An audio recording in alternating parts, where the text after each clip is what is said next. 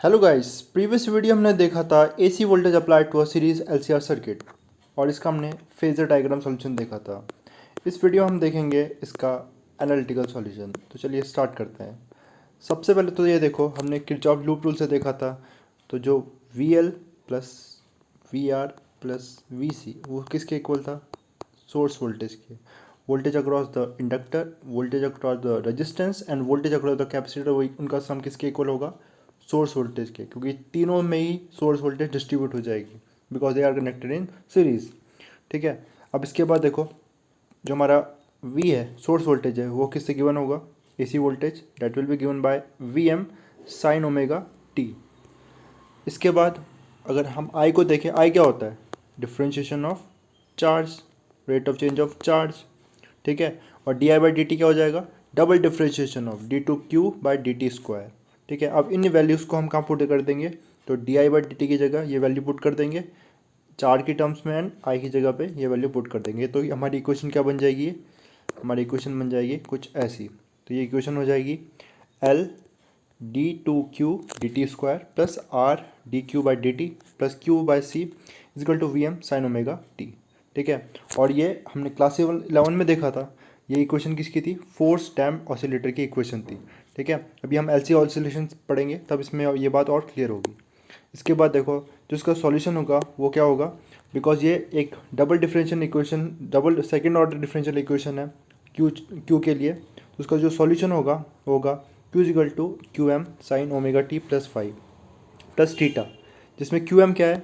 It is the peak value of the charge and theta is the phase difference between the charge flowing in the circuit and the voltage. ठीक है। अब देखो, तो इसका differentiation करूँ, D Q by D T निकालूँ तो कितना आ जाएगा? तो इसमें Q M is a constant और sine omega T plus theta का डिफ्रेंशिएशन। सो साइन का डिफ्रेंशिएशन क्या होता है? कॉस होता है, तो कॉस आ गया। And Q T chain rule लगाएंगे तो ओमेगा टी का डिफ्रेंशिएशन क्या हो जाएगा? ओमेगा आ जाएगा। सिमिलरली से अगेन डिफ्रेंशिएट करेंगे तो हमारा D two Q by D T square आ जाएगा। अब देखो, ये क्यू एम अपॉन ओमेगा तो है ही, इसके अलावा sine omega T plus theta का। तो कॉस का डिफ्रेंशिएशन होगा sine minus sine and omega T का डिफ्रेंशिएशन ओमेगा होगा, तो ये आ जाएगा minus Q M omega square sine omega T plus theta. ठीक है। अब इन वैल्यूज़ को, किन वैल्यूज़ को? D two Q by D T square की वैल्यू यहाँ पर, D Q by D T की वैल्यू यहाँ पर एंड क्यू की वैल्यू यहाँ पर हम पुट कर देंगे। तो हमारी इक्वेशन क्या बन जाएगी? तो हमारी इक्वेशन कुछ ऐसे बन जाएगी। अब देखो इसमें क्या किया हमने, तो मैं इसको थोड़ा सा करके दिखाता हूँ आपको। तो जब हम वैल्यू पुट करेंगे तो ये बन जाएगा कुछ ऐसा। तो ये हो जाएगा L D two Q by D T square की जगह हम क्या पुट कर देंगे? Minus Q M omega square sine omega T plus theta. ठीक है। और फिर R D Q by D T तो हो जाएगा plus R D Q by D T, तो उसकी वैल्यू इतनी है। तो Q M omega cos omega T plus theta. ठीक है। इसके बाद क्यू बाई सी, तो क्यू की वैल्यू कितनी है? क्यू की वैल्यू है Q M sine omega T plus theta and upon में क्या है? सी है। और ये किसके इक्वल है? पूरी इक्वेशन इक्वल है V M sine omega T. ठीक है। इसके बाद क्या करना है? देखो इसमें क्या किया है, इनमें क्यू एम को कॉमन निकाला है, क्यू एम के अलावा ओमेगा भी कॉमन निकाला है। इन तीनों में से लेफ्ट हैंड साइड में से क्यू एम और ओमेगा कॉमन निकाला है। तो देखो, जब क्यू एम कॉमन निकालेंगे तो इससे क्या आ जाएगा? देखो यहाँ, इससे जब क्यू एम ओमेगा कॉमन निकालेंगे तो यहाँ बचेगा R cos omega T plus 5। तो यहाँ बचा, देखो क्यू एम ओमेगा कॉमन निकाला तो R cos omega T plus theta बचा। ठीक है। लेकिन इसको देखना आप ध्यान से, इस थर्ड वाली टर्म को। तो किसमें क्यू एम, क्योंकि ओमेगा तो है नहीं, तो अपॉन में ओमेगा आ जाएगा। सपोज करते हैं कि ओमेगा अपॉन में भी था और न्यूमरेटर में भी था, तो क्यू एम ओमेगा जब कॉमन निकाला तो अपॉन में ओमेगा आ गया, तो उससे क्या आ गया? और ये भी बात ध्यान रखना, नीचे क्या है? ओमेगा सी हो जाएगा ये। ठीक है। Omega C, and omega C क्या होता है? 1 omega C is nothing but X C. तो ये बात समझ में, एक्स सी कैसा आया? बिकॉज हमने क्या कॉमन निकाला? ओमेगा कॉमन निकाला इससे, है ना। या ब्रैकेट के बाहर क्या है? ओमेगा कॉमन निकाला है, और ओमेगा कॉमन क्योंकि ओमेगा था नहीं तो 1 ओमेगा आ जाएगा। ठीक है। और सी ऑलरेडी अपॉन में था, तो ओमेगा सी क्या होता है, 1/ओमेगा सी इज़ एक्स सी। तो यहाँ पर आ गया हमारा एक्स सी। और देखो यहाँ पर पहली टर्म में से क्यू एम ओमेगा कॉमन निकाला है, तो क्या बचा, इसमें बचेगा ओमेगा एल बचेगा, माइनस ओमेगा एल, और minus omega L is XL. ठीक है, ओमेगा एल एक्सएल होता है। और सेकंड और थर्ड, इस फर्स्ट और थर्ड इक्वेशन में से, थर्ड टर्म में से sine omega T plus theta common आ जाएगा यहाँ पर। ठीक है, होपफुली आपको ये समझ में आया होगा। उसके बाद V M sine omega T के इक्वल, तो ये था ही। ठीक है, अब इसके बाद क्या करेंगे, इसके बाद इसको हम z से डिवाइड करेंगे।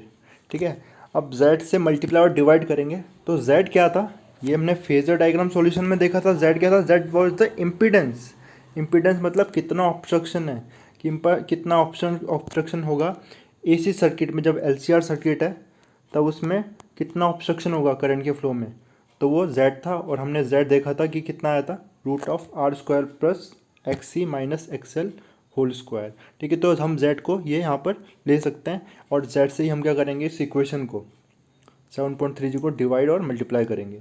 ठीक है, तो जब हमने z को यहाँ मल्टीप्लाई किया और डिवाइड जब करेंगे, तो इसके अपॉन में भी चले जाएगा और इस टर्म के भी अपॉन में z चले जाएगा। ठीक है, तो ये होने पे देखो क्या हुआ, जब मल्टीप्लाई डिवाइड किया तो ये हमारा आ गया क्यू एम ओमेगा जेड, इस टर्म के अपॉन में z और इस टर्म के अपॉन में भी z आ गया। ठीक है, अब देखो हमने क्या माना है, r/z को cos फाई माना, और इस टर्म को मैंने क्या माना, साइन फाई माना। अब ऐसा करने से क्या हुआ देखो, और इसके बाद देखो, पहले इससे भी देख लेते हैं, और इसको मैं डिवाइड करूँगा इन दोनों टर्म्स को, तो cos theta upon sine theta क्या आ जाएगा, cos phi upon sine phi, tan phi right hand side, and left hand side क्या बचेगा, ये राइट हैंड साइड बचेगा X C minus XL upon Z.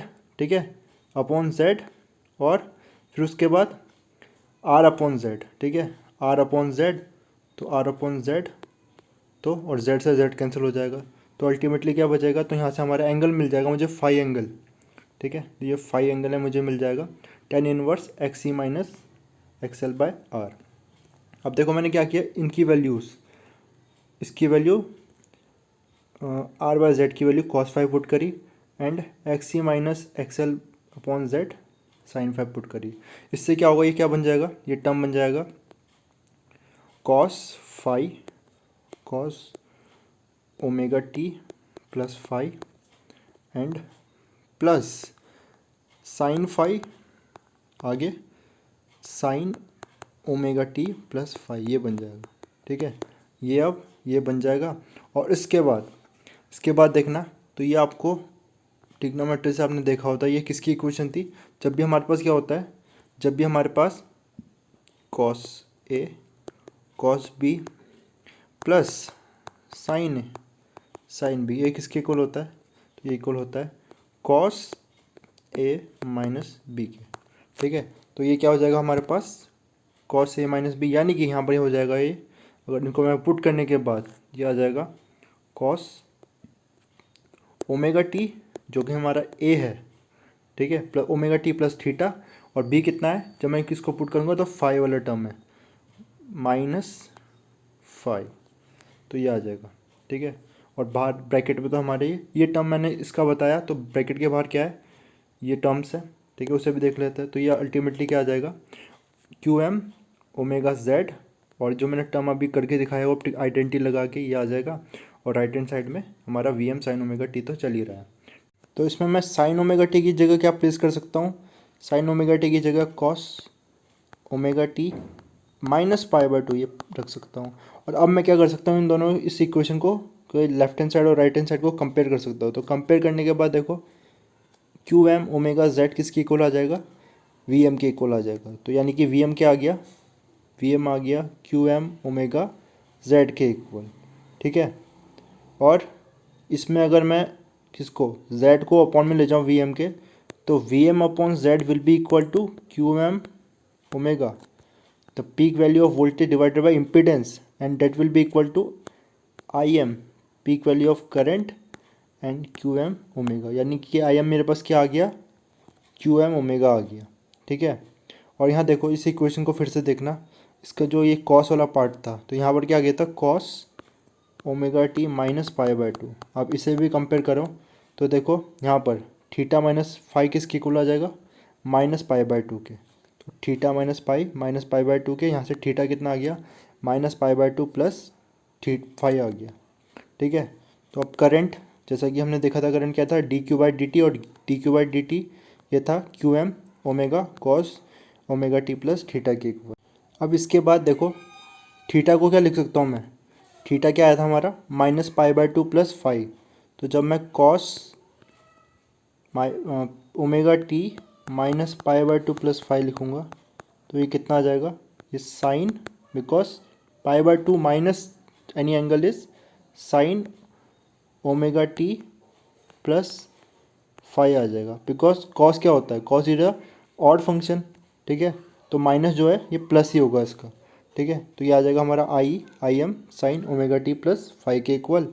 And इसमें देखो तो हमारा आई एम क्या है, peak value of current is peak value voltage divided by impedance, और इम्पीडेंस हमने क्या रखा था, इम्पीडेंस की वैल्यू कितनी होती है, root of R square plus X C minus XL whole square.